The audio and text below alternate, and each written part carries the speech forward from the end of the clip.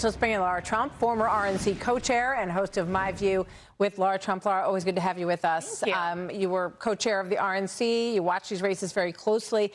What's your feel? You know, we don't have great polling for this primary. It is the middle of the summer. I don't know what turnout's going to be like in Michigan, but what's your feel for what's going to happen here tonight? I mean, I think it's going to be a hard day for Haley Stevens. If you go online and you listen to where all the momentum is, where all the energy seems to be, it's with Al Sayed. And the thing that a lot of these young people see in him is a lot of the same thing that they saw, it sounds like, in Zoran Mamdani. And while a lot of people kind of laughed him off originally, he is now the mayor of New York City.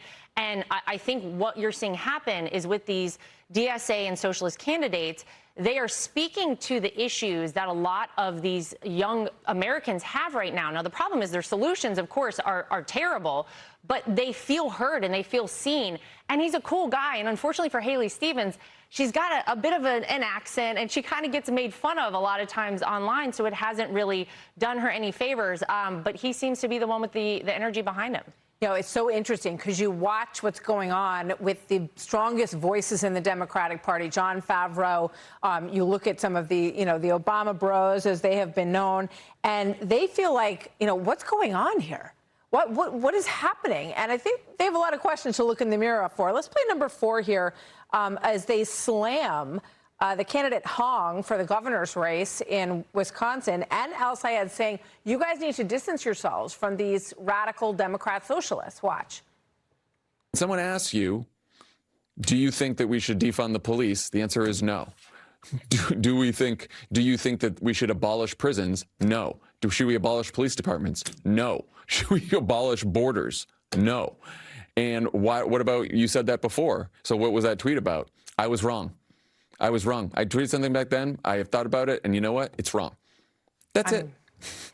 You can feel the frustration. Yep. And so many of these Democrats walked right up to this line many times, whether it was in the George Floyd era or other moments where they tried to straddle the fence. Now these folks are saying, you're not on my side of the fence. You're way over there. You're a moderate. We have nothing in common with you. Well, and the DSA folks have been very clear. They want the establishment folks out. They want a full takeover of the Democrat Party. And you're right. They only have themselves to blame in this party. There was a void left with Joe Biden as president. He was the leader of that party. And because there was basically no direction, no real platform other than anything Donald Trump is for, we are against, it led us to this place where the Democrats have found themselves right now. They are in a corner, and truly, they only have themselves to blame for this. The scary thing, Martha, is when you consider that some of these individuals could reach office. Some of these individuals could actually end up in our U.S. Congress. That is a frightening prospect, because what we know with socialism, it has never worked anywhere it's been tried.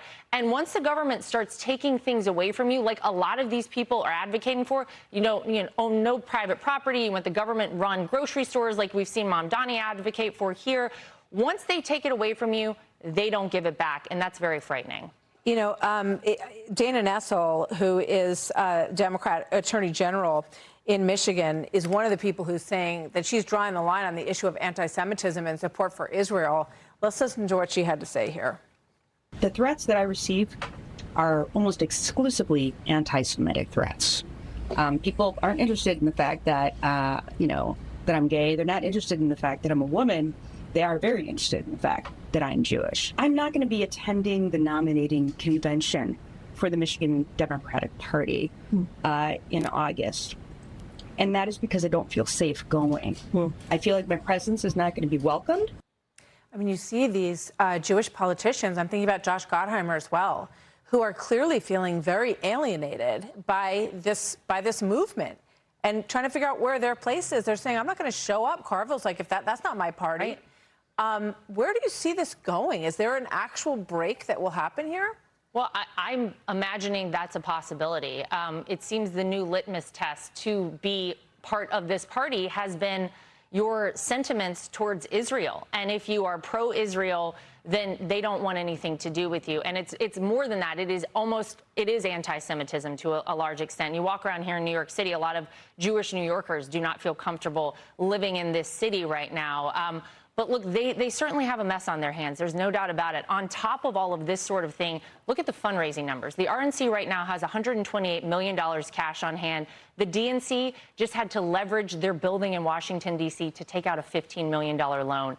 It is a disaster on their side, and it is all of their doing. So that's going to be a problem for them, I think, as they head towards the midterms and certainly for 2028. Laura, thank you. Great to have you with us today. Yeah. We'll see what happens tomorrow. Yeah. And where all of this lands. But it's very interesting to watch Michigan tonight. Thanks, Laura. You got it.